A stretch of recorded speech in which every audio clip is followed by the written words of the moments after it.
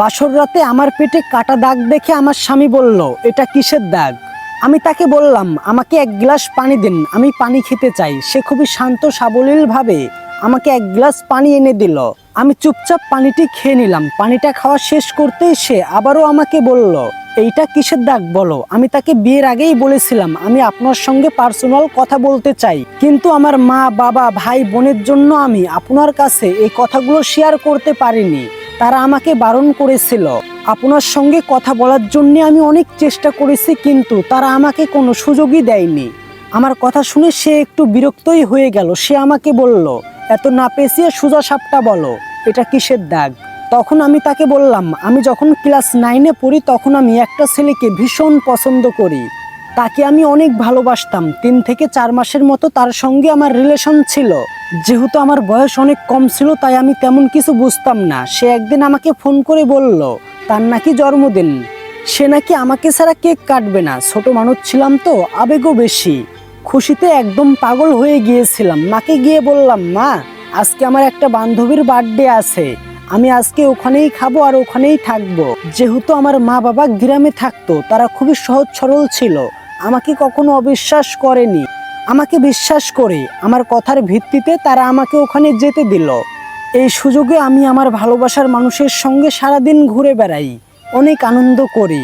এরপরে সন্ধ্যায় এসে কেক কাটি। সঙ্গে আমার অনেকগুলো বান্ধবীও ছিল।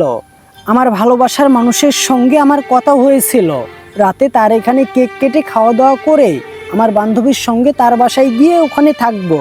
আমি জানতাম না আমার বান্ধবীরা তার সঙ্গে মিলে একটা প্ল্যান করেছে। আমি কেক খাওয়ার পরে দেখি আমার মাথাটা কেমন জানি ঝিনঝিন করছে, পাক খাচ্ছি আমি। তারপরে আমার কোনো জ্ঞান ছিল না। জ্ঞান ফেরার পরে দেখি মা আমার মাথার কাছে বসে আছে। আমি মাকে জিজ্ঞাসা করলাম, মা, আমি বাসায় কিভাবে আসলাম?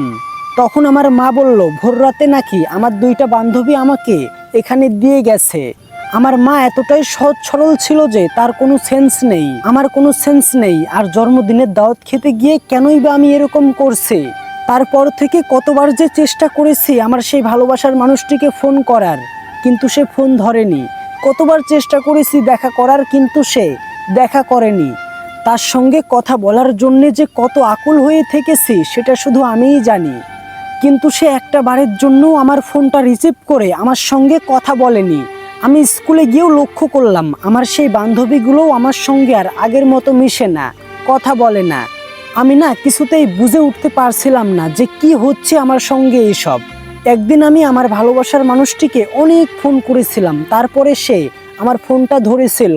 তারপরে সে আমাকে বলে, তুমি বুঝো না আমি কেন তোমার ফোন ধরি না? কারণ আমি তোমার সঙ্গে রিলেশন রাখতে চাই না। তুমি কেন বারবার আমাকে বিরক্ত করছো? অনেক ভালোবাসতাম তো তাকে, তাই অনেক কান্না করেছিলাম, অনেক হাতে পায়ে ধরে বলেছিলাম কেন তুমি আমার সঙ্গে রিলেশন রাখতে চাচ্ছ না। কিন্তু সেদিন সে আমার কোনো কথারই জবাব দেয়নি। আমি সব কিছু স্বাভাবিকভাবেই নিয়েছিলাম। আমি আস্তে আস্তে ডিপ্রেশনে চলে যাচ্ছিলাম। এভাবেই আমার দিনগুলো কাটছিল। মাঝে 2 থেকে 3 মাস চলে যায়। এরপরে আমার মাথাটা ঘুরছিল, বমি বমি ভাব হচ্ছিল। মা সন্দেহ করে। এরপরে মা আমাকে ডাক্তারের কাছে নিয়ে যায়। ডাক্তার সমস্ত টেস্ট করার পরে বলে আমি প্রেগনেন্ট। কিন্তু কিভাবে কি হলো আমার কিচ্ছু মনে নেই। আমার মাথাটা কেমন জানি ঘোরাচ্ছে। বাড়িতে আসার পরে মা অনেক মারধর করেছিল আমাকে, মা অনেক কান্নাকাটি করেছিল। আমার বাবাও কান্না করেছিল, যেই বাবাকে আমি কোনোদিন কান্না করতে দেখিনি। আমার সেই বাবাও আজকে অঝরে কান্না করছিল, কান্নায় ভেঙে পড়ছিল। তারা আমাকে বারবার একটাই প্রশ্ন ছুড়ে দিচ্ছিল, কিন্তু আমার কোনো কিছুই মনে নেই। তারপরে মনে হলো আমার সেই জন্মদিনের কথা, আমার বয়ফ্রেন্ডের ব্রেকআপ করার কথা। এরপরে পানির মতো সমস্ত কিছু পরিষ্কার হয়ে গেল। আমি কি করব? মাথায় কিছু আসতেছিল না। আমি পাগলের মতো হয়ে গিয়েছিলাম। তারপরে মা আর বরাব্বু আমাকে আবারও ডাক্তারের কাছে নিয়ে যাই সেই বাচ্চাটিকে নষ্ট করার জন্য। সেইটার দাগে এখন আমি বয়ে বেড়াচ্ছি। এখন বলতে পারবেন আমার দোষটি কোথায় ছিল? আমার কি দোষ ছিল? আমার দোষ ছিল তাকে বিশ্বাস করা, আমার দোষ ছিল তাকে ভালোবাসা। এর মধ্যেই আমার স্বামী বলল, আমি এত কিছু জানি না, তোমার সঙ্গে সংসার করা আমার পক্ষে সম্ভব না। তোমার দোষ আছে কিনা সেটাও আমি জানতে চাই না, সেটার বিচারও আমি করতে চাই না। তোমার উচিত ছিল বিয়ের আগে সমস্ত কিছু আমাকে বলার। তোমার সঙ্গে কি হয়েছে না হয়েছে সেই খেসারত কি আমি দিব নাকি? আমি চাই না আমাদের মান সম্মানটা নষ্ট হোক।